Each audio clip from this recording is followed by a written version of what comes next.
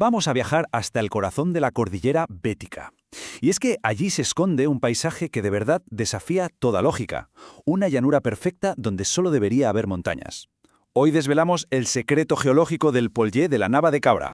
Es que es increíble ver esta imagen. Una llanura inmensa, pero es perfectamente plana y está completamente atrapada entre montañas.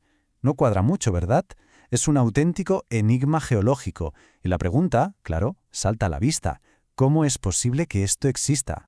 Bueno, para empezar a resolver este rompecabezas hay una palabra clave. Una palabra que lo define todo y que va a ser nuestra primera gran pista. Y esa palabra es Pollé. Vale, ¿y qué es un Pollé? Pues básicamente, imaginemos una depresión gigante, con el suelo liso como una tabla, en medio de un paisaje de roca caliza, un paisaje kárstico. Suele tener laderas muy empinadas y aquí está la magia. El agua a menudo se esfuma por agujeros en el suelo, los famosos sumideros. A ver, está claro que algo como la nava no se forma de la noche a la mañana. Hizo falta una receta geológica, pero con dos ingredientes de proporciones titánicas.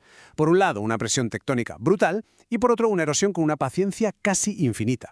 Empecemos por el primer ingrediente, una fuerza de escala planetaria. Hablamos de la orogenia alpina, que no es poca cosa. Es el mismo evento que levantó los Alpes o el Himalaya, para que nos hagamos una idea. Pues esa presión tan bestial empezó a empujar y a apilar capas de roca como si fuera una baraja de cartas. Y así, poco a poco, nació la cordillera Bética, que es el escenario de toda esta historia. Y es justo aquí donde la cosa se pone fascinante. Porque lo que se formó es algo que podríamos llamar un sándwich tectónico. A ver, explico esto. Primero, hace millones de años, en el Mioceno, teníamos una cuenca con sedimentos blanditos, arcillas.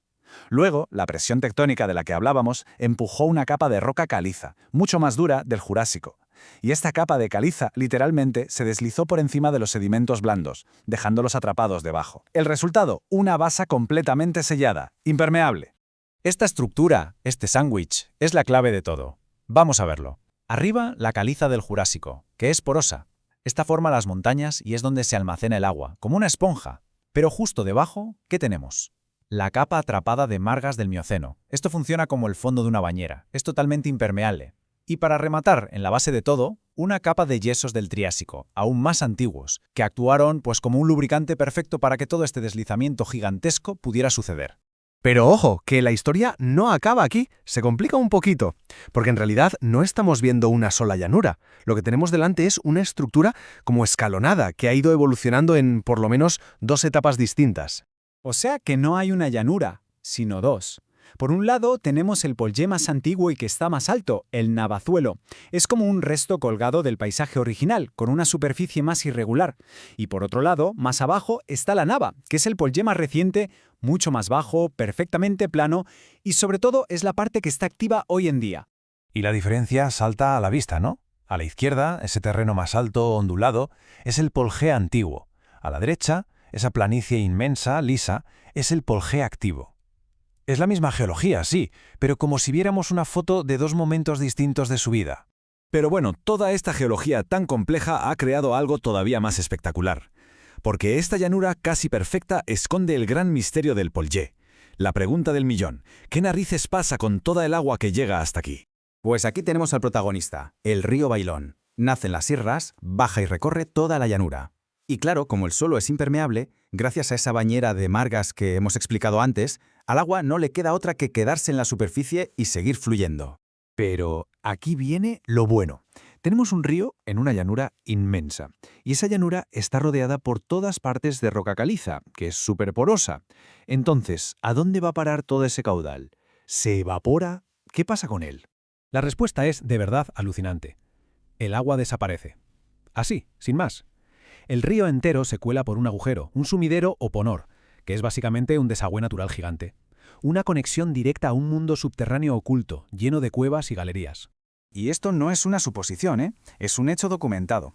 De hecho, durante unas lluvias brutales en noviembre de 2012, varios testigos vieron un remolino enorme, gigantesco, tragándose prácticamente todo el río. Hay que imaginarse la fuerza que tiene ese desagüe para ser capaz de absorber tal cantidad de agua. Pero la Nava no solo impresiona por su tamaño o por su río que desaparece. Si nos acercamos más, las propias rocas son como un libro abierto, un archivo geológico que nos cuenta historias de un pasado lejano, muy lejano. Es que esto es una pasada. Es una auténtica máquina del tiempo. Cada uno de estos fósiles de amonites es como una postal de un mar que cubría esta zona hace 150 millones de años.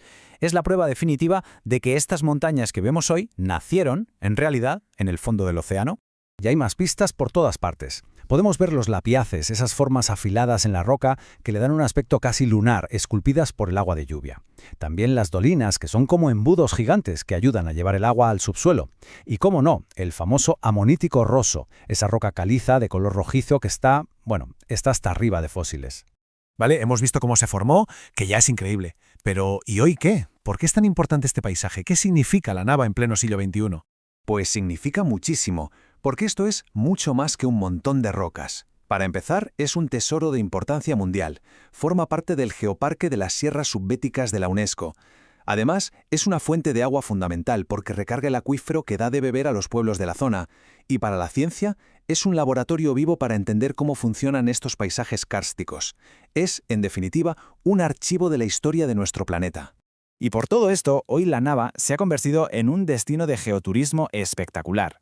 Es que ofrece la oportunidad de caminar literalmente sobre millones de años de historia, de conectar de una forma muy directa con el pasado más profundo de la Tierra.